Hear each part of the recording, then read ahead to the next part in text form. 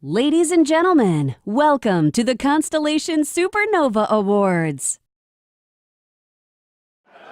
Welcome to the third annual SuperNova Awards.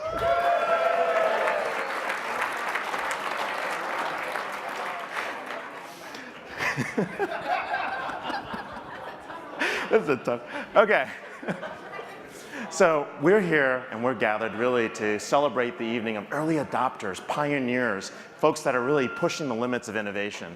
And so wanted to do, first of all, have a toast. I think everyone's got a champagne glass there, and really just begin the evening with a toast to say congratulations to this. I think there's 70 finalists that are here. So congratulations to the finalists.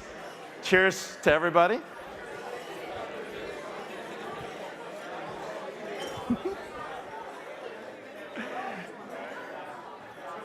It's okay. Yeah, it's fine. It's fine. Okay, it's okay. Yeah, capiazzo.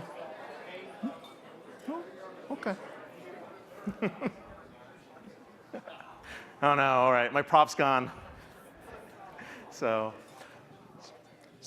I'm going to start with a little bit, and we're going to eat through this, so don't worry about noise or anything. I'm going to start by setting the stage as to really what's happening in the marketplace. I know a lot of you guys have been wondering, when am I going to speak? This is probably the first time I've actually spoken at this event. And really, I wanted to set the stage with where Constellation sees the world, especially when we're moving in digital business disruption. This is huge. We're in the middle of this right now. And I think a lot of us are having a tough time trying to call it out and say what's really happening. So I'm going to spend some time talking about the pace of change that's happening in the marketplace, talk about what's happening in terms of business model disruption, and then talk a little bit about where these shifts are happening and what you can do about it. And that's pretty much how quick it's going to be. And then we're going to kick off and jump into the SuperNova Awards. So the question everybody's asking is, where's your business going to be in 2015? Think about that. That's a 2-year plan. Almost everybody I know doesn't have a 5-year plan or a 3-year plan. Very few people I know even have a 2-year plan. How many guys out there have a 2-year plan for your business? How many guys are really living quarter to quarter? Raise your hands. That's what I thought. Right? You have a 2-year plan, but it keeps changing. You got a budget for a year, but you really don't get funded until quarter to quarter. That's the shift that's happening. We are in the midst of a tremendous amount of short-term thinking. And that's what's going on in the marketplace.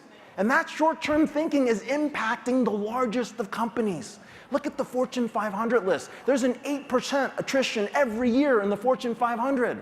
So since 2000, 52% of those companies are gone. They've been merged, they've been acquired, they're never going to come back again. And that's a huge shift, and it's happening because of these big forces we've talked about over time. There's 4 things here that are so important, right? Macroeconomic conditions. We're going to hear from Chris Meyer about the future of capitalism. Think about that. We're even questioning capitalism. Where's it going to be? That's capitalism. That's unrest. That's what's happening with natural disasters. These are things out of our control. But there are 3 things here that we can, and that's really thinking about the way we work. We talked about this earlier. There's 5 generations of workers in every company. Those 5 generations, we're not talking about age. I'm not talking about millennials versus Gen Y. I'm not talking about people that are baby boomers versus another group. What I'm talking about is their digital proficiency. We're talking about digital natives, people who grew up in the internet, to digital immigrants that are making their way, to digital voyeurs that are never going to be there, but they're kind of peering at the edges. That's what we're talking about, and how we communicate, where we work, when we work, how we work, what we work. Even the incentives of why we work are completely changing. And that is the basis for a lot of these shifts in how we look at technology, how we look at society, what happens in politics, what's going on the economic front, what's even happening at a legislative level. It's because of these shifts. But these aren't your traditional demographics. These are things that are happening at a digital level. These are digital demographics that are happening. This is as bad as saying digitalization. And then we've got these forces that are happening. There's these disruptive tech forces we talk about. Those are the pillars of digital business. And then the last piece is really digital business models are emerging everywhere. We heard some examples about Uber and Airbnb, but there's more like this that are happening at a faster pace than ever. And that's the first piece. The pace of change is greater than ever, but it's because of these 4 factors that are happening in the marketplace. And we know this: social, mobile, cloud, big data, video. All that is coming together. It's the combination, it's the convergence. It's when they come together, that's when we actually have the shift. Digital business is not happening without these 5 pillars. We talked about these in 2009. We organized as a company in 2010 around these technologies, and we realized there was more here. It was really building businesses around these digital pillars. And I want to show you what happens when you pull all these together. If we can dim down the lights, this is an awesome video of Day in Glass. If we can turn up the volume. It's a Corning video, but take a look at how we're using technology. Someone wakes up in the morning and we're already accessing the cloud. We're touching social networks. This isn't mobility, this is in the house. Digital analytics are occurring, information's being piped in. It's a brand new way of working. Even in the kitchen, imagine cooking and watching TV at the same time. Being able to share information, bring it on from one device to another device, take it inside the automobile, bring that out. Think about classrooms. Classrooms are being transformed right now. Think about the education, the way to bring that together. Look at the way they're mixing colors. They're mixing digital colors, right? And they're sharing that. Medical technologies, digital, mobile, analytics being brought together. A patient in China is being put together and analyzed in a hologram. And then if you just think about simple things on a day-to-day level, what we're doing with maps and technologies and mobility, what happens in the store, what happens with design, how do you recognize them? We talked about presence and identity early. Think about that. Welcome, welcome back. We know who you are. Here's what you're interested in. Check this out. It's bringing that together. Even on a school field trip, augmented reality here, which is an example we talked about. I'm not sure Track is happy about that. But you're looking at this. They're bringing it in. And yes, there is a dinosaur. I don't know what the joke is with that, but it's happening, right? There's always a dinosaur in augmented reality, is what I've been told. I'm not sure why. But you see, this is happening. This is the digital business. But it's not just this. There are business models being disrupted. We are here because the business models are being disrupted. And there are different types of innovation. We talked a little bit about it. Alan had a great talk about purposeful collaboration. He was talking about these shifts. I'm going to give you a little view in terms of what's happening. Now, this is back again. And what is this? Walkman. When did the Walkman come out? 82, 83, 84. It's 83. And I'm going to make one apology to my dear friend Andy Schley at Sony Pictures Entertainment. This is Sony Electronics, so keep that separate. But arguably, this is Sony's last innovation, last disruptive innovation. Think about it, 30 years ago, everything since. PlayStation, it's a copy, the DVD, they did it with Philips, and CD, they did it with Philips. This was the last innovation from Sony. 30 years ago. Now, I cut lawns for a living, as my parents can attest, in the back. And I cut lawns, and then I waited for a Sony Walkman. I waited 4 years for the next incremental innovation. It was $400. I could not buy it in the US. Take a look carefully. This was the innovation. A double cassette Walkman. It's 180 minutes, that's about 10 lawns, and it's got rechargeable batteries and a yellow headset, right? That was the incremental innovation. Now, Sony could have built a lot of things. They could have built this. They could build the iPod. We talked about this earlier. And they had 3 teams working on the iPod. That was the interesting thing. They could have built the iPod, but the iPod's innovation wasn't the fact that it's just another player. The iPod's innovation was the fact that at the height of digital piracy, at the height media and entertainment was dead, nobody was buying content, they convinced you to buy a song for 99 cents. Amazing. You actually paid again. Apple found a way to get you to buy things because you were tired of paying $15 for an album that had only one good song. You wanted to go back and pick up an LP or 45 to be able to get the single that you needed. And they recognized that. That was the innovation. A lot of people could have built that. But at that business model level, this is what we're talking about. Now, what was more exciting was this, right? When you look at the iPhone, this one device destroyed 27 business models, never to come back again. Jobs, organizations, companies, institutions gone. Part of that Fortune 500 list. How many of you guys develop photos at a 1-hour Photoshop. If you go to Costco for big prints, I get it, okay? How many people have a $400, $300 digital camera? You do? Wait. But we're thinking about SLRs. People buy, Miles, you're not miles ahead anymore. But here's what we're talking about, navigation devices, right? Where do you buy your music? I'm a DJ, I still go to a record store, but books, music, all gone, right? If you think about what happens with other simple things like a flashlight, it's on here. A watch is on here. A lot of people don't carry watches anymore, wear them because they're here. 27 business models, that's the disruption we're talking about. Sony could have become Apple. They built all the components. They were the leaders in digital lifestyle. Yet Apple became Sony. And that became very, very interesting. And Apple puts out a new phone, two every year. But what the interesting thing is, look at this. Samsung puts out a phone every 36 days. So how many of you guys had an iPhone in 2006? Raise your hands.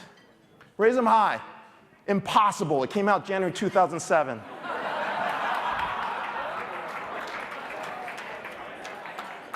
Seven years ago, there were no iPhones. Think about this. 7 years ago, people were carrying BlackBerries. That's the pace of change. We're seeing massive amounts of change here. Okay, so what's going on here? The digital revolution is bigger than this. The digital revolution is not just the fact that we're putting these technologies. The digital business model revolution is happening right now because we don't sell products anymore. And you've probably heard this before in a lot of speeches, but we do contract negotiations, and we've actually done hardware negotiations here and there. About 4 weeks ago, we helped someone with like 1,000 laptops. What do you think the winning bid on 1,000 laptops were? Per unit. Minus 20. Who else? Minus 200. Who else? Damn, you guys have heard this. Anyone else? The winning bid was negative 150. Okay? Negative 150 for a laptop. What are they buying? Service. What else?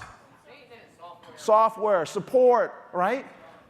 Product companies are selling service. Services companies are now selling experiences. Experiences companies are selling outcomes. Let's take a look. All right, every company has a business model. Every company has 3 business metrics that matter. That's what we're talking about. In the airline industry, what is the one metric that matters? If Martin or anyone from Emirates is still in the room, you know. What is the one metric that matters? Not on time, not safety. What else? Revenue per passenger mile. What is that? Butts in seats? Okay. What we have down here is an Airbus A380. What does that do? More butts in seats. This is an incremental innovation. Go look up on Wikipedia McDonnell Douglas MD-12. 1988-89, there is a plane that looks just like that.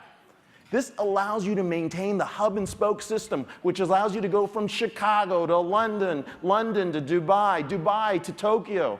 That is something we know. It's a hub and spoke system. They make it more efficient. What do we have up there when it's flying and not on fire? What do we have up there when it's flying? I love this car. I love this plane, really. I'm trying to get on this flight. This is an A350 or Boeing 787 Dreamliner. They do something different. And what is different about that is I create brand new route structures. I've got the ability to go from San Jose to Tokyo. I can go from Dubai to Indianapolis if I think there's a market there. I can take something from Fargo to Turkmenistan, which there's definitely a route of oil drilling going on back and forth, and create brand new routes. That is transformational innovation. That down here is incremental because we're doing something different. We're moving it along. All right, so let's think business models right here. Siemens does not sell a medical device. When you think about medical devices, the metric that matters in the US in our current healthcare system, that's fee for service, is revenue per scan. We're going for revenue per scan. Can I make $4,000 a scan? Can I make $6,000 a scan? Can I do $2,000 on a scan? Can I run that machine 23 to 24 hours?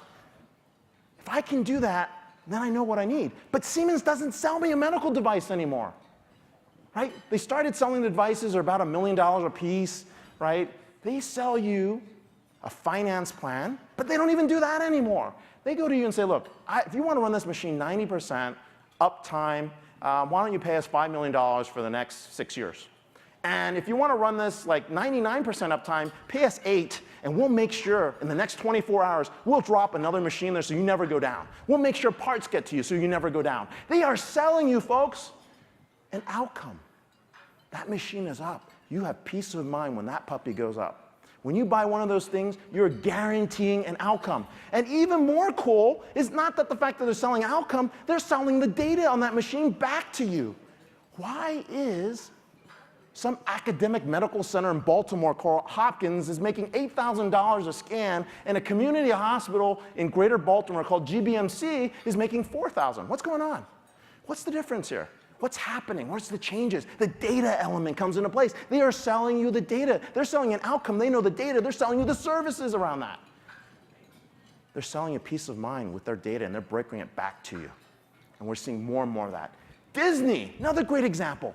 They sell a set of experiences, but let me explain why. When you're young, like our little ones over there, they buy Disney products, right? So if you're old enough, you'll get this. You go see the movie, you buy the VHS, you then buy the DVD, then you buy it on Blu-ray, then you buy it again on Netflix or Amazon. What's wrong with you? You've bought the same movie 6, 7 times.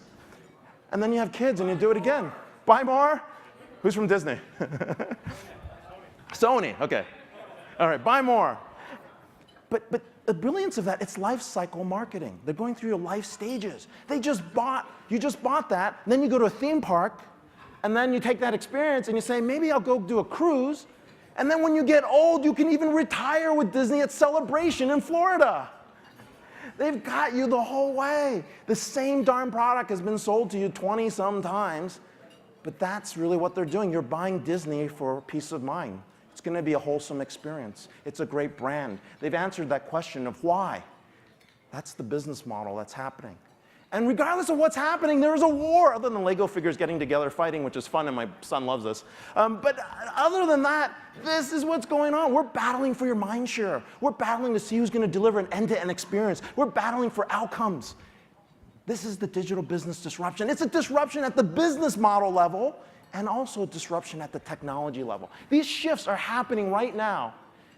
And in fact, the winning gap between number 1 and number 2 in revenues and growth, the difference between number 1 and number 2 in terms of market share, the difference between number 1 and number 2 is increasing. This is growing at a huge rate. And if you go look at number 5 or number 6 in the marketplace, they are dead. They really don't have a shot. And that's what we're talking about. Now, what's happening in digital? Well, digital is important because it makes things relevant. We have transparency. We have an understanding of exactly what's happening. We see everything. It is harsh. It is precise. It is unforgiving. But digital is also loving and warm and able to bring out context. And when we talk about context, there's something we put in the Harvard Business Review blog some time back, really talking about these systems of transactions moving to engagement, building on things that people have talked about in the past. But when you look here, and I know it's a really small chart and you're not supposed to read the chart, but if you look at this chart, what we're really trying to do is talk about the shift from analog to automation to engagement, which was sense and respond and conversations, to what we're heading towards around experiences, which is about right time relevancy. We need context to be relevant. It's context that allows us to engage and experience. And even further than that, Alan was talking about this, other people were talking about is personalization at scale. That sounds like an oxymoron. Personalization at scale. But that's where we're headed, being able to deliver at that level. And this is where context plays a role. And so context is important. Context is my role. How do I tie back to you? Context is my relationship. What products, what services, what experiences do we have together?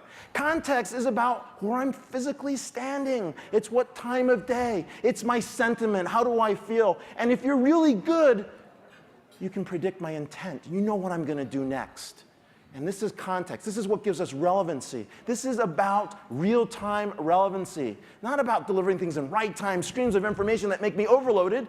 It's about getting information to you that makes sense, that make you want to engage, that bring things back into perspective. And yes, data plays a role. The reason data plays a role is because we got tons of data out there. Structured, unstructured, whatever. It's fast, it's big, it's take anything you want to describe it. The point being is we've got a lot of information. And how do we take that data, turn it into information? How do we take that information and then figure out what's important? How do we get insights out of this information? What are the patterns that are emerging? What are the questions we can ask? How do we take that and then make a decision? Because when I walk into a store and you know that I buy a Christmas sweater every year, you should know you should offer me the next Christmas sweater. If I walk in and I'm in Alabama and I'm trying to figure out as a product planning manager why red sweaters sell better in Alabama than blue sweaters in Michigan, well, it's because of the state schools. Go blue in Michigan and red in Alabama. That's the things that we're pulling up. That's the kind of information. It's not about warehouses. It's not about data. It's not about infrastructure. It's about this pathway of data to decisions. And we are moving to rapid decision, fact-based decision making that's happening based on data. It has to come from this data. So where does this go? What are the possibilities? What happens when we have all this? Well, it's happening everywhere. You saw the cool visualization from Sharp Cloud earlier. Wasn't that amazing? You guys see that from Sharp Cloud? The visualization's happening, but we're walking in. We talked about the future work. A lot of people don't work from home anymore. The ability to collaborate and engage right now, right? Walk into an environment, have your identity, put your workspace up, share that information, collaborate in ways that you haven't before. If you think about what's happening with augmented reality, this is fun. Information layers are being popped up. That was a fun conference. So, I mean, we're looking at different ways to bring print and packaging to life, different ways to transform a customer experience, different ways to kind of reshape how we communicate. And augmented reality plays one role in there. We think it's one of the top technologies for this decade. It's going to completely transform digital business. There's commerce. We talked about commerce on stage. We had some great brains on stage on that panel. And we're able to see where the future is going, but it's wrapped around this intersection of all these pillars. It's the fact that the channels don't matter anymore. Nobody cares. It's the fact that everything I do in digital has a reaction, has a signal that carries forward and has an opposite reaction. Someone is measuring that signal. You look at a page, we know. You enter a room, we know. You move anywhere, we know exactly what you're doing. And that digital exhaust is driving the input. And that tells us what supply chains we have to optimize, how do we manufacture to meet that demand, what do we have to do. It also helps informs us on what payment technologies work. How do we make things in a frictionless way? And of course, how do we wrap that again so we can bring it all together? It's all around the buyer. And once again, the outcome is how do we get these people to buy more? How do we give them a wonderful experience? How do we get them what they want? We're seeing it in areas like plant maintenance. Look at the automation at a Tesla plant, right? The digital business is happening. And it's happening at a rapid rate. Those machines are talking to each other. They're self-correcting. They're going back and figuring out how do we build this car faster? How do we move this line? How do we improve quality? And we also will hear a little bit about this. We have an Internet of Things or Internet of Everything or Industrial Internet or whatever you want to call this. The machines are talking to each other. It's a machine-to-machine, people-to-people world. And it's Terminator, it's Skynet, right? Skynet is here. Think about that. We are in the Matrix, or are we not? Red or blue? But the point being, red? All right. So digital disruption is here. Are you ready? And that's the question. And so there's going to be adoption here in each one of these areas. It's not about social, mobile, cloud, big data, video. It's what you're going to do with it in the business model. And it happens in this phase. And this is something we talk about for every wave of technology at Constellation. It's about this deeper path. Discoveries when you figure out what's going on, what's hype, what's real, what are people really doing here, how are they putting it to work, who are the executive sponsors that are making this work, right? And then they take it and they experiment. A lot of you guys have done this experimentation. That's the essence of the SuperNova Awards. You've experimented, you've piloted, you've put it into a business process. You thought about how the metrics are changing the way your business models work. And then from there, you evangelize inside the organization. You think about how can we take this from a department project to a corporate project to even outside the enterprise and share it with your suppliers, your customers, your partners, even new types of employees are activated in this framework. And when you get down to pervasiveness, it's in the budget. Think about that. When it's in the budget, it's a real project. And it's in the budget because you have an executive sponsor you've got business metrics, you're proving that it works, you've actually gotten other people to work with you to make this technology in place, and then you can start getting to realization. Realization is the point where you can say, here is what I am not going to do. When you can decide what you're not going to do, that is the pinnacle of strategy, because you're determining and you're making choices on what you're not going to do. It's amazing. So this is important because we have a very interesting group of people in this room. And your organizational DNA is going to determine how fast you can adopt digital business. Most of you are in this room because you are market leaders or fast followers. Market leaders, these are folks that are pushing the limits. You're going to hear these stories from the SuperNova Award finalists. These are folks that are saying, I want to do something, and the vendor goes back and says, oh, we don't have that yet, but let's go build it together. Those are market leaders. That's 5% of the market. This is the super, super early adopters and crossing the chasm. And when we think about the next set, these are fast followers. Fast followers say, oh my God, they're doing it. We have to catch up. We've got to do it faster, better, cheaper. How do we get there? Right? But we can't let the other guys be number one. We're going to catch up to them. Faster, better, cheaper. That's 15% of the marketplace. How many guys think you're market leaders? Raise your hands. That's a lot more than I'll see in most crowds. How many people think you're fast followers? Market leaders, keep your hands up. Fast followers, raise your hands. Market leaders, raise your hands. Look around you. You're never going to see this many in one room. This is why we're here. Constellation is about really addressing these early adopters.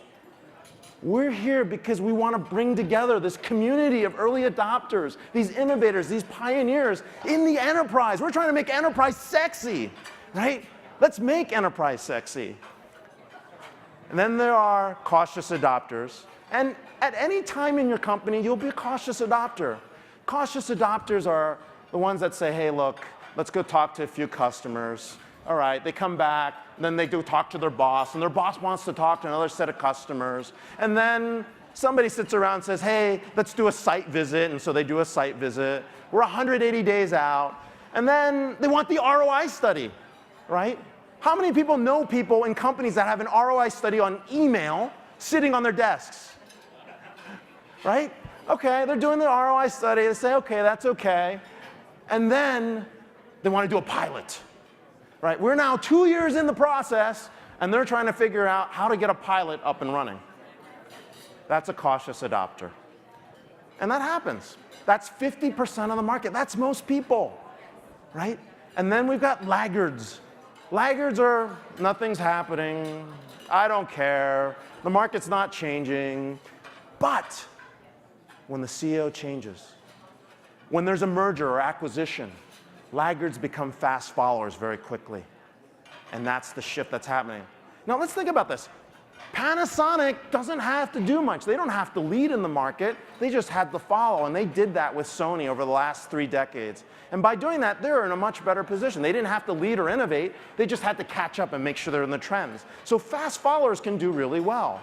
But cautious adopters have all fallen along the wayside. They've been acquired. They're gone. They're no longer there. Look at your organizational DNA, because that's a very important part. All right. So all this is happening, massive amounts of change, right? We see that happening. We see those forces there. We see the pillars of digital business coming together. We see brand new business models you can exploit and capitalize on.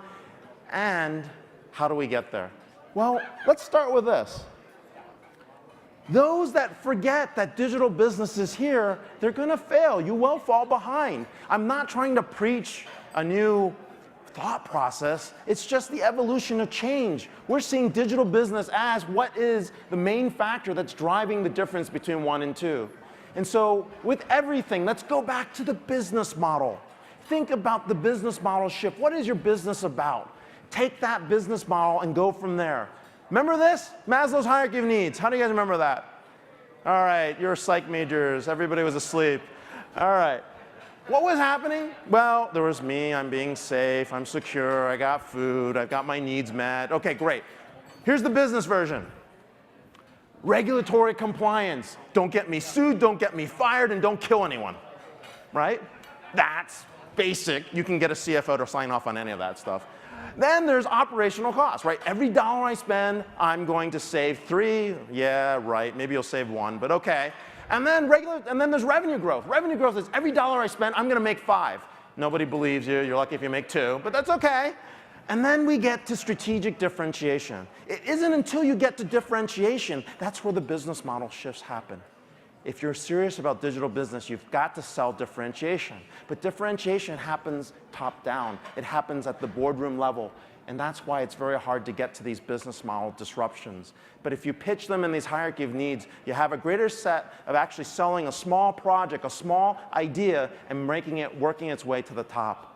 And this is what becomes interesting. And this is going to be a very interesting test. How many people in this room are on the business side of the house? Raise your hands. Your line of business. Raise them really high.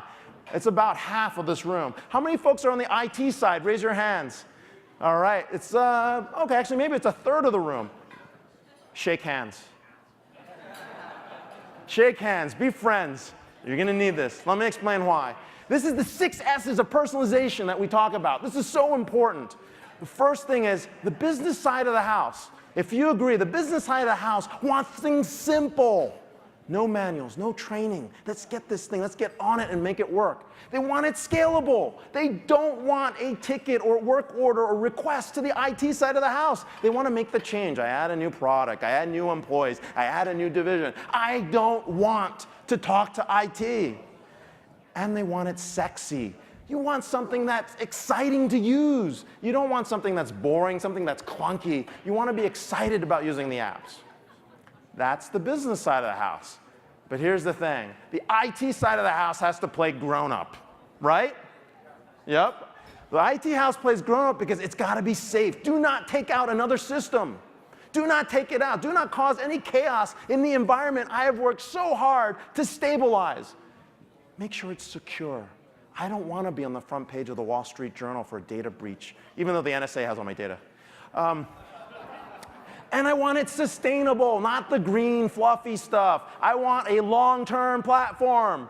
I don't want a 5-year platform. I don't want a 3-year platform. I want an 18-month long-term platform. Wow, that sounded funny. Right? But remember, you're working on a quarter-to-quarter basis. 18 months is a long time. And so it's the balance of these two that makes us successful. Today, IT budgets are down 5 to 10%, right? You guys are seeing those cuts. But line of business spending is up 25%. They're buying. The shift, the pendulum has moved to the business side, but we need to work together. Here's why, and this is the last thing. Scaling innovation inside a company is a common goal. We have to work together. And I'm glad, like if you look at the room, it's a third IT, 2/3 business. If you don't work together, you're in trouble. Green is line of business. They are moving. They're not waiting. They're buying in the cloud. They're buying new apps. They're going forward. They're contracting for services. They're getting stuff built. But IT has to stabilize. They have to scale. They have to make this investment pay off. Look at the curve. IT has to keep scaling and keep shifting over time. That time differential is closing. But when you're working together, this is possible because you know the direction. You can bring everything together. And this is the business IT cooperation that's needed. All right, so real quick, big changes are happening. We see the shifts in the market. Pace of change is happening very fast. We've got to figure out what the new business models are. We are selling experiences and outcomes. Figure out your digital business model. Figure out what is important for you to be successful. Take that and then bring that back in and start thinking about where you can change. You will move as fast as your organizational DNA. I'm excited that we have SuperNova Award finalists in here who are fast followers or market leaders because you get to experiment. You get to push the limits. And more importantly, that's actually why we're here tonight, to celebrate the SuperNova Award finalists. So let's give a big round of applause to our finalists and a congratulations to who the winners are going to be. So with that in mind, we're going to bring on Bridget Chambers, who is our CEO, and she's going to kick off the SuperNova Awards. Bridget.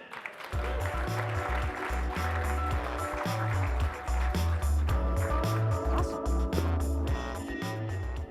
Well, good evening. All right, before we go further, what's the score? 6-1. I don't know. How do you guys feel about it? Yeah? Well, if Sherry's in the room, I already know what the answer is. Okay, I heard that from the back. Pak the Ka, it's 6-1, right? That's fantastic. Awesome. We're gonna, if we can, maybe have a break in every once in a while so that we know what the score is, because we'd love to have you here to celebrate the rest of these awards. This is a really spectacular opportunity. You know, there's a lot of companies that talk about innovation. There's a lot of companies that talk about how you as an innovator can really move forward, but few do anything to really give you a roadmap, and fewer do something to help you celebrate when you've been successful. So eat your dinner and enjoy, but I'm going to walk you through our finalists and provide some awards to people just like that tonight. You know, I mentioned that I think we are just the right company to really help you understand how to celebrate this, because we understand, as you heard from Ray earlier, what it's like to really swim against those tides, to really push and challenge the status quo. And that's really what these awards are all about, is to recognize people who have the courage to stand up and take some risk, who have the courage to be the market leaders, the fast followers, and to really introduce disruptive technologies within their organizations and walk away with a value concept from that that's measurable and that really changes the market landscape. This is how competitive advantage is created and sustained, right? So we're here tonight to celebrate those achievements of those explorers. We'll call them the pioneers, the unsung heroes. And what would be great is if those of you in the room that are finalists, could you stand so that we have a chance to recognize you? Great. Stay standing for just a minute.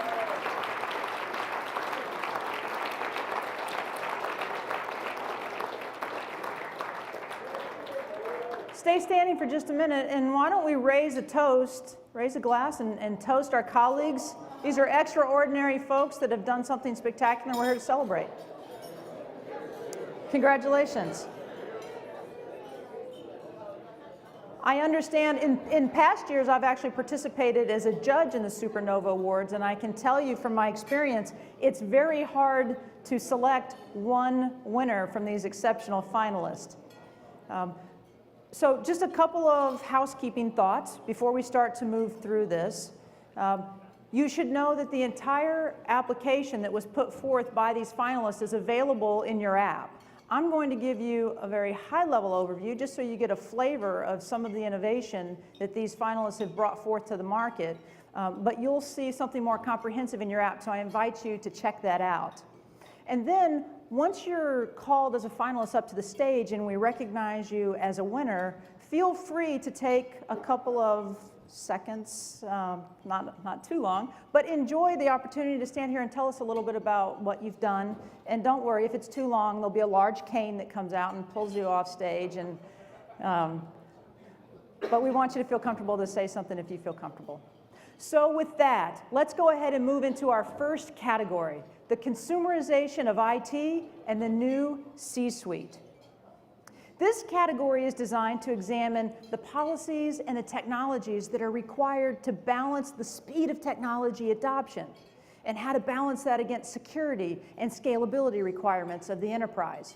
Ray talked a little bit about this in his keynote earlier, so you know exactly what these folks are up against. This year, SuperNova judges identified leaders who took strides to really take advantage, not to stifle that proliferation, and take that forward across their organization to be successful. Now, before I move forward, let's bring up Aaron Pearson from Weber Shandrick to help us present the first award. Aaron, are you in the room? There you are. Fantastic. I think that this is the award right here, if you want to. Yep. That is it. How heavy is it? Oh, man. Aaron is our Vanna for this award. The nominees are Andrew Knapp of Arizona Beverages. Andrew used AirWatch's mobile device management technologies to move his company from what used to be on paper to digital. That includes sales, marketing, and operations material. Also, we have Chris Pleschia of Nationwide.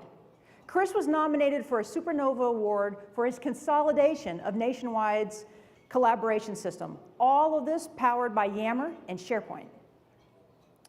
Jason Thomas of Green Clinic. Jason is nominated for deploying a fleet of desktops and laptops, all of this with a complete end-to-end device management system powered by Dell and VMware. Lauren Klein of Hitachi Data Systems. Lauren is nominated for her leadership of the Hitachi Data Systems community. This is an online environment that engages 14,000 customers and 1,200 partners.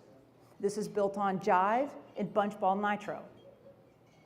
Go ahead and give them a little celebration while we're going through this.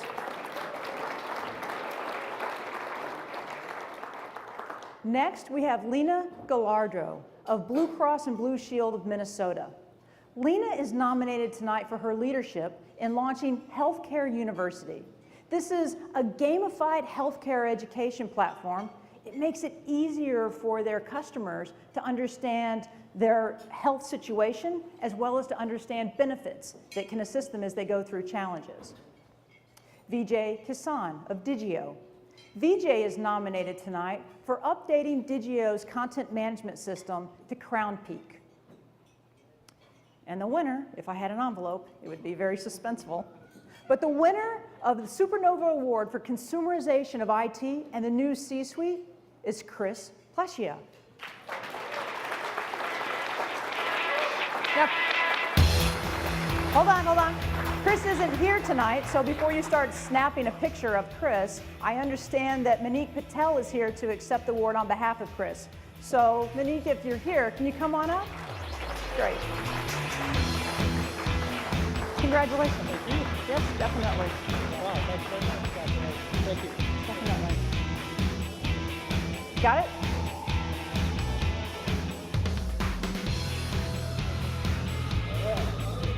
Perfect. Thank you so much.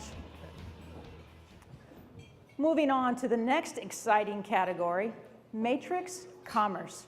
This is literally the convergence of demand signals and supply chains.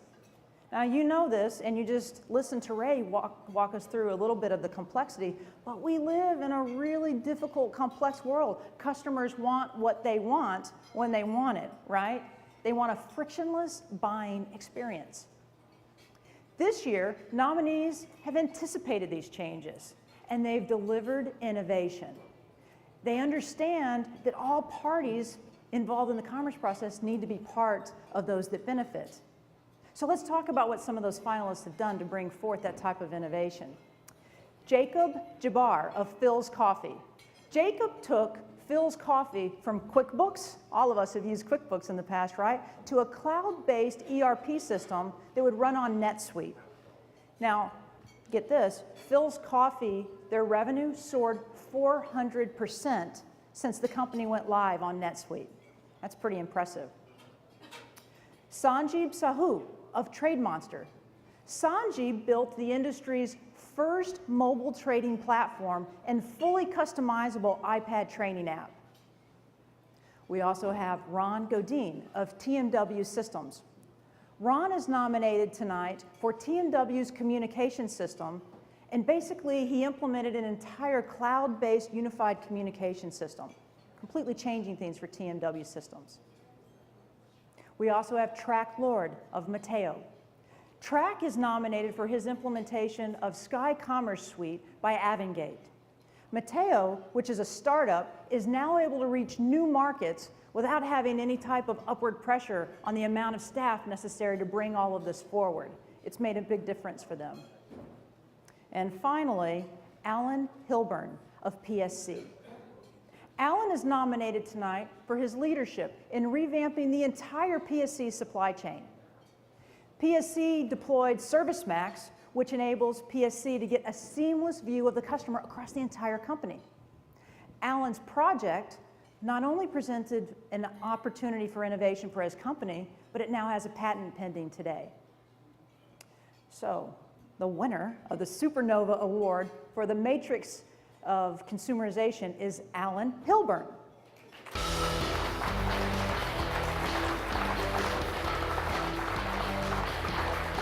Unfortunately, Alan is probably watching the game. Alan's not able to be here tonight. We send out our congratulations to Alan. We're going to make sure he gets his award, and we hope to see him here next year.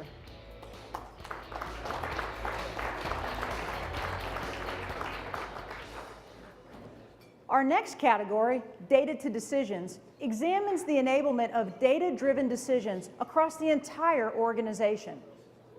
Holistic, data-informed decisions require a disciplined approach that incorporates performance monitoring and some traditional business intelligence. This year's nominees for the SuperNova Award in Data to Decisions, they really showed their expertise in cutting down on the hype associated with big data. You guys aren't familiar with any hype around big data, right? Well, they made sure that they got right to the heart of the matter, and they demonstrated a true aptitude in gathering key insights from their data. And they were able to transform these into actionable information, because that's what it's really all about, right? The nominees for Data to Decisions are Ashish Braganzas of Lenovo. Ashish set up a program enabled by Adobe Marketing Cloud to optimize their global business initiative. We also have Brad Donovan from GlaxoSmithKline. Brad's nominated tonight for introducing Teradata, IBM, and SAS into a key advisory council for GlaxoSmithKline. This council, which they call the Agile Analytics and Innovation Group, elevated the role of predictive analytics throughout the company. Great job, Bruce. And Bruce Yin of Guess. Bruce is nominated for spearheading a project that he built on HP Vertica that provides real-time access to big data analytics. And this enables Guess to make better decisions about customer shopping behaviors right there in the store. And Dirk Zeller of Mercedes-Benz. Dirk used SAP HANA to build a real-time quality assurance platform. This allowed them to optimize their engine production system, and this platform delivers analytics directly to the engineers, making a real difference for Mercedes. And we have Karen Simmons of Kelley Blue Book. Karen's nominated for her implementation of Web 360, which is a program built on the Informatica platform, and it analyzes website data to provide powerful value and insights to Kelley Blue Book's customers that are looking online to try to understand the value of their car, how to make important decisions, and so forth. Next, we have Oswaldo Maestro of the City of Buffalo, which I will not forget because he's since given me a Buffalo pen to make sure that I remember this. Definitely. Oswaldo is nominated for his leadership in implementing a new CRM system to analyze data and revamp the City of Buffalo's Clean Sweep program. Now, that's not a small undertaking, right? And what this means now is that the City of Buffalo is able to pinpoint exact areas in the city that require services. This creates efficiency and value. And we have Lance Henderson of Zamzi. Lance is nominated for developing an activity monitor, a motivational website that makes it easier for families to be more active, something that's very important for everyone, I'm sure, that's in this room. We heard Jane talk earlier about what she's doing with Nike. It's exactly what Lance is doing with Zamzi. Zamzi used Bunchball's Nitro gamification platform on their website to motivate and engage users. We also have Roman Kaba of McCain Foods. Roman's nominated for implementing Teradata Enterprise Data Warehouse to accommodate the rapid expansion that McCain's going through. Now, by pushing all of these analytics out to production employees, McCain was able to innovate and do things differently right there on the line, because now line-level employees turn into knowledge workers, and they're able to make better decisions. Ronald Baden of Host Analytics. Ronald implemented Financial Force PSA, which gave the company the information it needed to streamline its business. Host Analytics is now able to save 1 to 2 days per month off of their project management cycle. And we have Russ Turner of Domino's Pizza. Russ is nominated for implementing the Splunk Enterprise to analyze the tremendous amount of data that's generated through Domino's stores and their online ordering system. What would previously take Domino's teams weeks to analyze can now be done on the fly and analyzed in real time. And finally, Tony Candelora of ARI. Tony is nominated tonight for his development of data solutions run on SAP HANA, Excelsius, and Infosol. This system analyzes regional data and it efficiently identifies opportunities that need to be matched with their client's demand. This helps them make smart decisions and be right where the customer needs right away. So, the winner of the SuperNova Award for Data to Decisions is Roman Koba.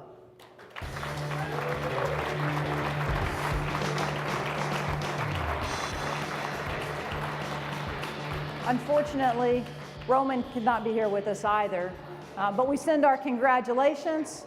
What a fantastic example of a finalist, and we look forward to seeing him here next year.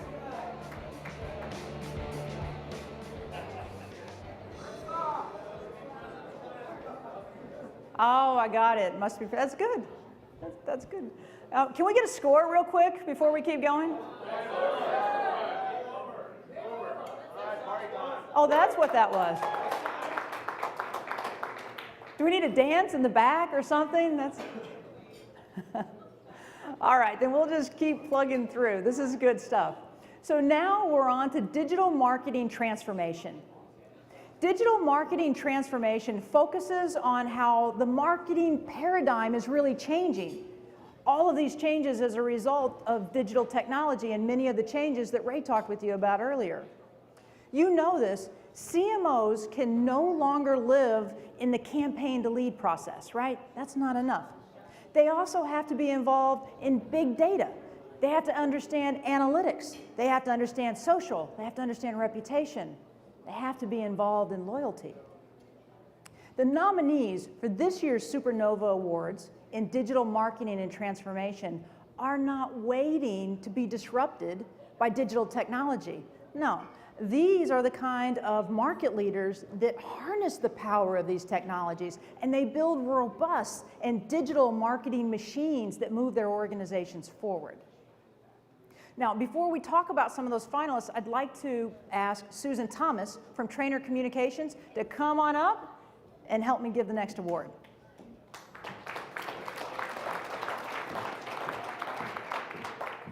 I think that is the right one. How you doing? Good. Great. The nominees for the SuperNova Award for the Digital Marketing Transformation begin with Ashish Bragannaz of Lenovo. Ashish, as I mentioned earlier, set up a program enabled by Adobe Marketing Cloud to optimize their global business initiative. We also have Ashley Kashner of Huddle. Ashley is nominated for her leadership in implementing a sophisticated marketing automation strategy run on Eloqua, Salesforce.com, and Google Analytics. This streamlined and aligned Huddled sales and marketing efforts. We also have Brace Reynolds of EMC. Brace is nominated for his leadership of EMC's customer community. Well, we all know how important community is, right? The EMC community network is built on Jive software. And Christopher Jowsey of Lenovo. Christopher is nominated for his implementation of Adobe Media Optimizer solution and the value that he was able to bring forth with innovations from that implementation. And we have Pierre Bourbonnaire from the Society of Transport of Montreal. Pierre, you didn't want me to do that in French, did you? No. Pierre is nominated for his reimagination of STM's marketing program, and he used SAP's precision marketing to do that. We also have Richard Milne of Life Technologies. Richard implemented Adobe Marketing Cloud to update and streamline his company's fragmented technology stack, really bringing it all together and creating value by doing so. And Steve Suzina of Cranes Business Insurance. Steve implemented Mercado marketing automation to completely revamp the company's marketing tactics and drive growth and create value. So without further ado, the winner of the SuperNova Award for Digital Marketing Transformation is Karen Simmons.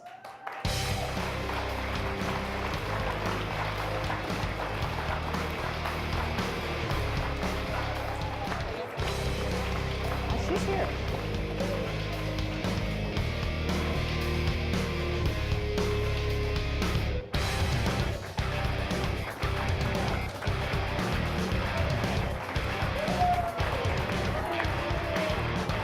Congratulations. That's great. Oh, definitely. You got the whole crowd up there.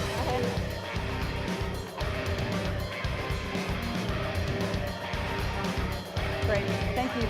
Congratulations. Thank you. Absolutely. I can't help myself. I am so proud to accept this award for my team. My team is the best. One of the things that resonated this morning with me through the sessions was about the collaboration. And at Kelley Blue Book, one of the things that's really changed over the last couple of years is my staff, who's got the data warehouse, is not just about the data. We're actually the business. And I think for those out there, I would say that's one of the success stories that we're really doing this year and last year that's really transformed the business. So you guys were spot on with all your presentations this morning. And I want to thank you on behalf of my team. They're the best, and innovation is number one. That's great. Very good. Congratulations.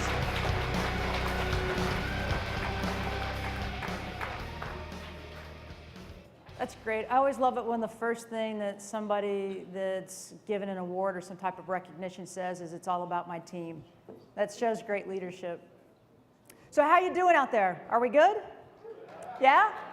Oh, come on. Is it too much dinner? Are you starting to slow down? Come on. This is a ceremony. Great. We're ready to focus on the future of work. Future of work always does that to people. Economic, technical, demographic shifts, even more trends than we could name on just this one slide. These are changing the modern workplace into something that we've never seen before.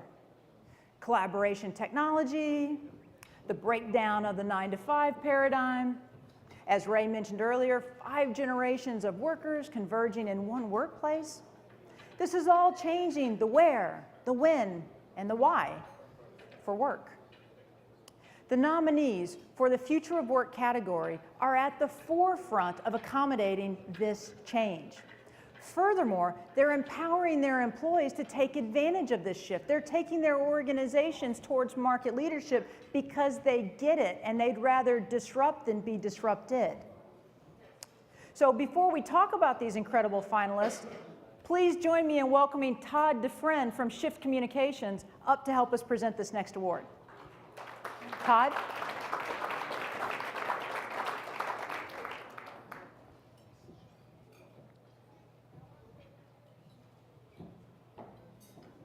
There you go. Good to see you. Good to see you. Thank you. Definitely.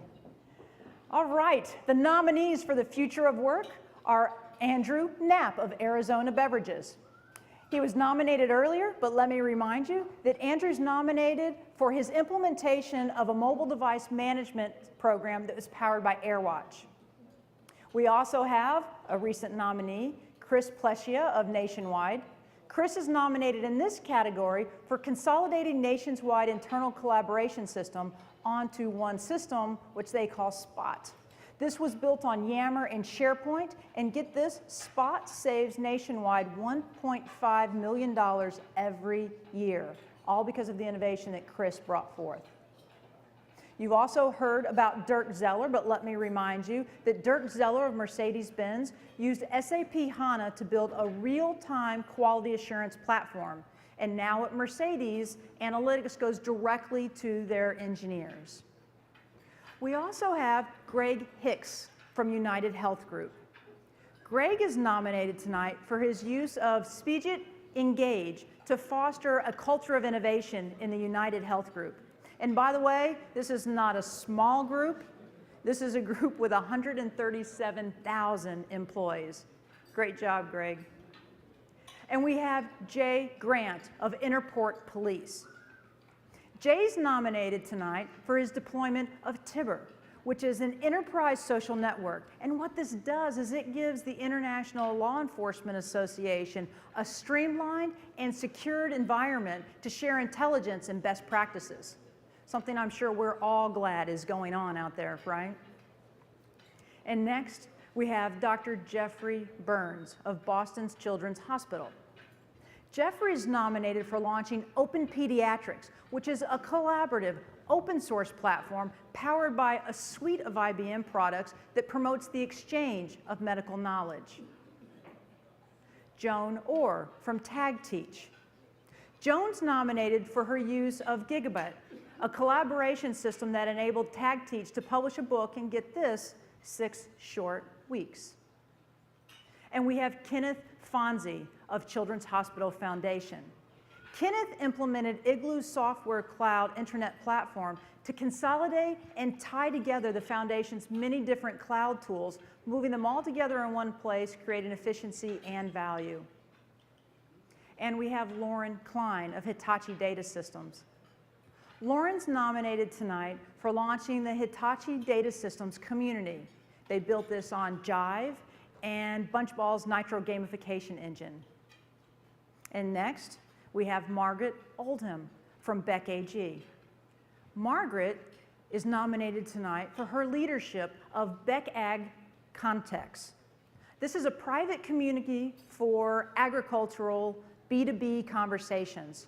Now, what this is able to do is create some important conversations that allow for the free flow of information, and this is run on Telligent Express.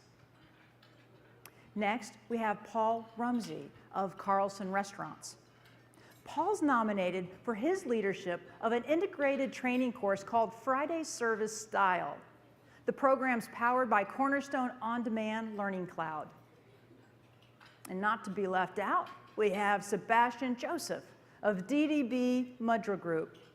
Sebastian is nominated for his successful deployment of an enterprise social network within DDB powered by Mango Apps.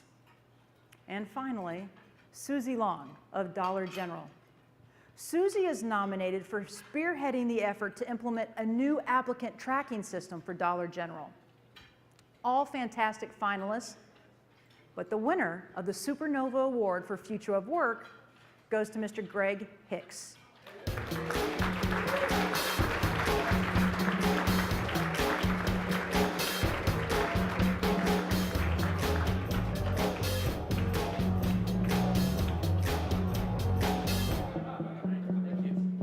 Congratulations. That's great.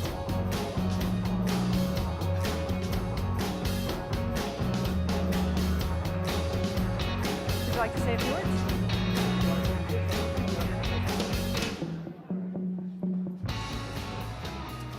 All right, I haven't exactly prepared a statement for this. I just want to mention that we have about 137,000 employees at United Health Group, and in one of the arguably most ripe environments for innovation and change. And so we've engaged those employees to try to drive some of the most substantial and important changes that healthcare has ever experienced. So hopefully with our partner Spigot, we can make that happen.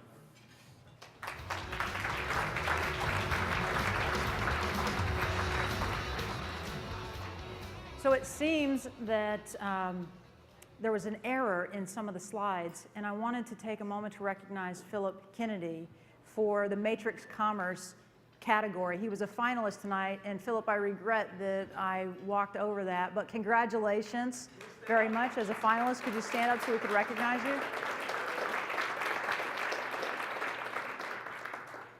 Congratulations on being a finalist and for letting us go out of order. Thanks for that. I appreciate your patience. Oh, give him a bigger round of applause than that. Come on. Right?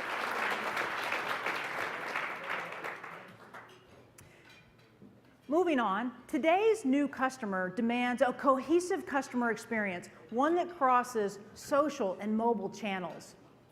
Next generation customer experience analyzes the technologies that transform what used to be a traditional customer service group into the next generation customer experience. The nominees for the SuperNova Award for the Next Generation Customer Experience have demonstrated their expertise in building customer experience that exceed expectations and really make a difference with the next generation customer. Amber Winans from Bava Communications, can you come up and help us deliver our next award?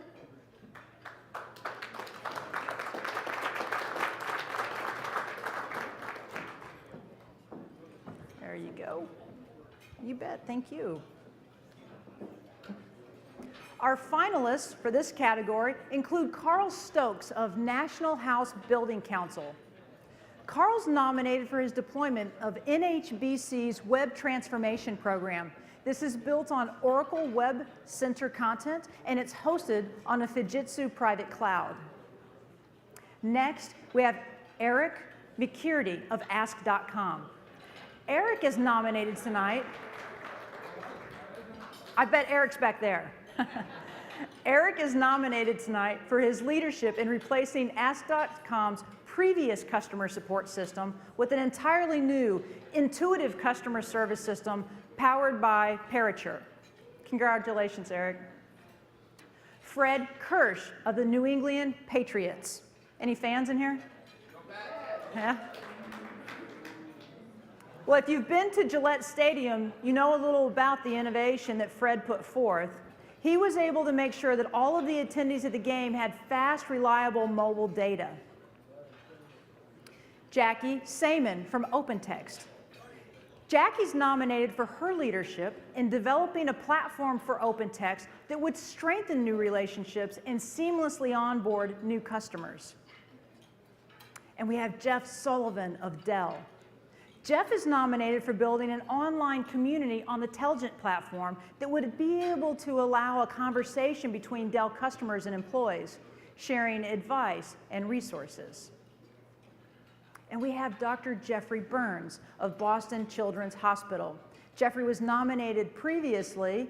In this category, he's nominated for launching Open Pediatrics, which is a collaborative open source platform powered by a suite of IBM products, and this facilitates the exchange of medical knowledge. And we have Chrissy Espindola of T-Mobile. Chrissy is nominated tonight for her leadership of T-Mobile's highly engaged customer support community. This is built on Jive, and it's gamified by Jive and Bunchball's Nitro platform. Also, Lauren Klein of Hitachi Data Systems, a previous finalist in tonight's awards. Lauren's nominated for launching Hitachi Data Systems Community, built on Jive and gamified by Jive and Bunchball's platform. We have Lori Travis of Tyler Technologies. Lori is nominated for building the first 24/7 customer community for the local government and school software industries. So really getting out there as a pioneer. And next, we have Lena Gallardo of Blue Cross and Blue Shield of Minnesota. Lena was also a finalist in a previous category. She's nominated in this group for launching Healthcare University, which is a gamified healthcare education platform, and it makes it easier for the sharing of health and benefits information. And of course, we can't leave out our friend with the buffalo, from Buffalo. Both, he has buffaloes for his tie pack. Oswaldo revamped the City Buffalo's Clean Sweep program. As I mentioned to you earlier, this system created great innovation and created great efficiency for the city because they're able to deploy services to much needed areas right away. And we have Philippe Vesic of Groupama. Philippe is nominated for deploying Grand Village. This is a social network that allows Groupama's customers to connect with the company in exciting and new efficient ways. And we have Pierre Berbener of the Society of Transport of Montreal. He was nominated earlier. In this category, he's nominated for his all-in-one app that's designed to deliver transportation, shopping, entertainment, and other information needs. It runs on SAP's Precision Marketing. Next, we have Samuel Creek of CA Technologies. Samuel is nominated for boosting the engagement of his company's online community by deploying the Behavior Platform by Badgeville. And a previous finalist as well, Sanjeev Sahu of TradeMonster. Sanji's nominated for developing the first mobile training platform in the U.S. trading industry. This solution enables Trade Monster's customers to trade directly from their mobile device. And we have Wynn Parrish of BE Aerospace. Wynn completely revamped BE's customer feedback program by implementing the first Voice of the Customer program in the manufacturing industry. Wynn's program is enhanced by text and sentiment analytics, all powered by Clarabridge. And now the winner for the next generation customer experience, Pierre Bourbonnaire.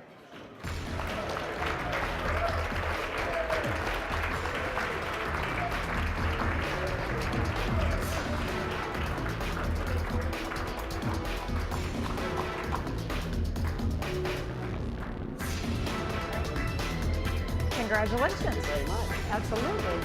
Wow, fantastic. Thank you very much. Yeah, of course.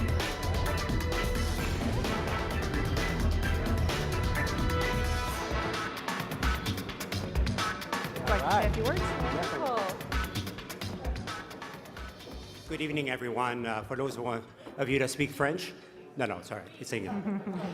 As Steve Jobs said, we think we scratched the surface of the universe with a program in Montreal that is totally different, innovative, creative. Thanks to SAP, our partners, this is fantastic. Our users, public transit users, will be able to be accompanied by the STM on a daily basis in providing them with specific information about their travel, about disruptions, about services, but also about partners who are offering them rewards, recognition through savings, freebies. It's a loyalty program at the same time. It's really I guess the ultimate really in loyalty. The right product for the right customer at the right time and at the right place.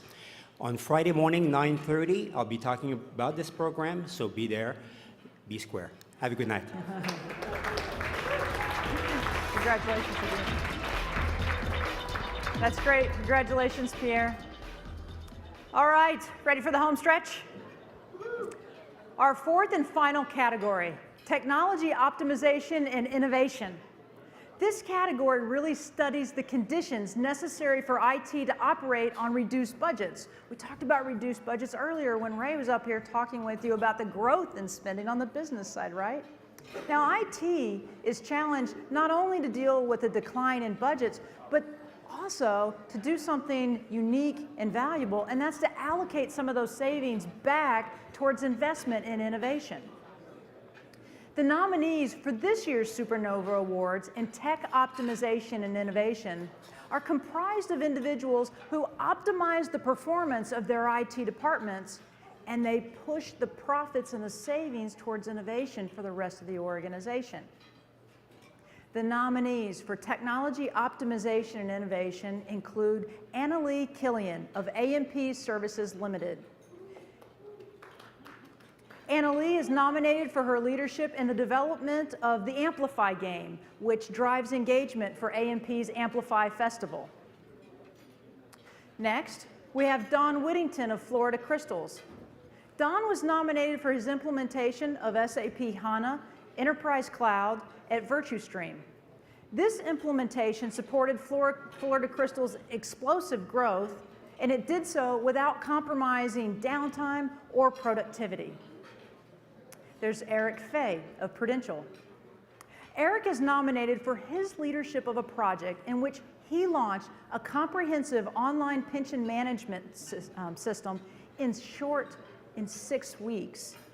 And this system is run on Crown Peak, and get this, it supports 110,000 retirees. That's a pretty big, complicated system for a 6-week project. And we have an earlier finalist, Greg Hicks of United Health Group. In this category, Greg's nominated for his development of an engagement system that fosters a culture of innovation in United Health Group. And again, as I mentioned to you earlier, this is no small group. They have nearly 150,000 employees. We also have Jakey Sayman of OpenText. Jackie is nominated tonight for developing a platform for OpenText to seamlessly onboard customers. And this project resulted in a 263% growth in identified contacts from the customer database. So obviously, metrics showing that it's moving in the right direction. We also have a previous finalist, Jacob Jaber of Phil's Coffee. Jacob took his rapidly growing family business, he took it off of QuickBooks, he pushed it into the cloud on NetSuite, and this innovation alone powered incredible growth and allowed them to achieve all of their expansion goals. We also have Dr. Jeffrey Burns of Boston Children's Hospital. Jeffrey's nominated for launching Open Pediatrics. This was an earlier nominee. In this particular category, we focus on the collaboration and the open source platform that was powered by a suite of IBM products and allowed for innovation in other areas because of efficiency and savings. And we have Joz Viderwell of Cloud9. Joz is nominated for his leadership in moving Cloud9's infrastructure to the cloud, creating value and cost savings, and allowing investment in other areas. And I welcome back another finalist from a previous category, Sanjeev Sahu of TradeMonster. Now, I talked with you about Sanjeev's program. He was the first mobile trading platform out there, but what I didn't tell you is that Barron's actually indicated that this was the best app in North American's trading industry. So congratulations to Sanjeev on that great accomplishment. Come on, give it up, guys. This is great accomplishments from these folks. We have Steve Ayrton of United Biscuits. Steve is nominated for moving United Biscuits to Rimini Street, providing support for their SAP system. You know what kind of cost savings can come from moving some of those maintenance charges out of the way. All of this able to be reallocated back into their system for innovation. And we have Tom Cartledge of John Moore Services. Tom is nominated. I love the woohoos that come out. That's great. Tom is nominated for his implementation of Vertical Solutions vService Management, plus NetSuite's OneWorld, and all of this to optimize their field service operations and improve customer experience. And finally, the last finalist I'd like to tell you about this evening, Trevor Scott of Dole Fresh Fruit Company. Trevor is nominated for his implementation of CompuWare APM, which optimized Dole's ERP system, and from what I understand, this restored faith in IT throughout the entire company. So congratulations to Trevor and to all of the other finalists in this particular category. The winner of our last category, Technology Optimization Innovation, is Mr. Don Whittington from Florida Crystals.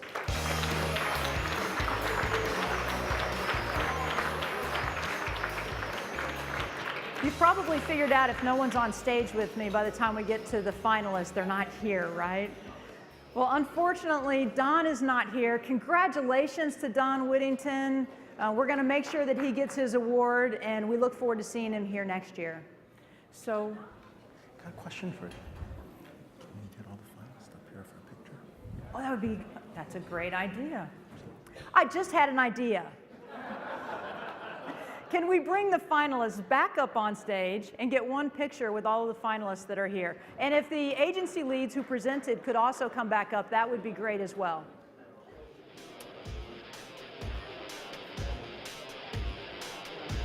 Come on, folks, bring your awards.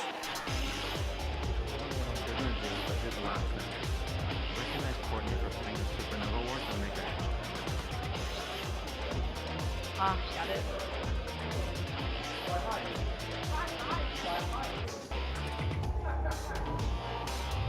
Come on up here.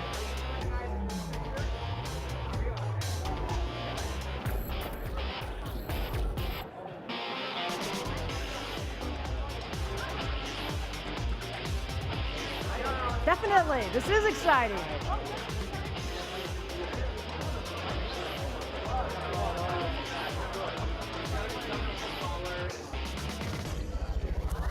Now hold on, Courtney. Courtney, hold on. I see you running for the door. I actually thought you were walking for the steps. So it's probably a little early in my tenure with Constellation to call you out, But I think it's important to give a little thanks not only to the entire team at Constellation, but to Courtney for really putting together all of the heavy lifting on our award ceremony tonight. Let me sneak in here with somebody. Can I sneak in here? There we go. Squeeze in.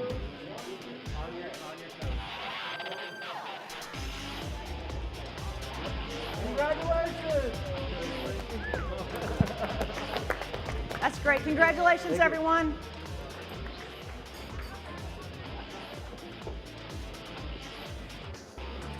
I just wanted for the record, I didn't ask anyone to thumb wrestle while they were up here.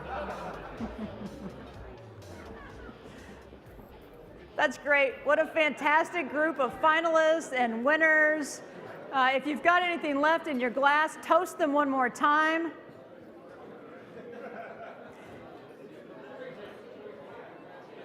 I saw everyone using their app today. The leaderboard looks pretty competitive, so I know you know how to use the app. Make sure that you have an opportunity to read through the applications and really understand the heart and soul of the innovations that each of these finalists brought forth tonight. So with that, let me be the last person. Do you want to step up and say anything before we go? Let me be the last person from Constellation to bid you farewell and good night. Have a great evening. I'm sure you already know where the bar is. Help yourself here to everything. We hope you're having a fantastic time. Congratulations again to all of our SuperNova finalists and award winners.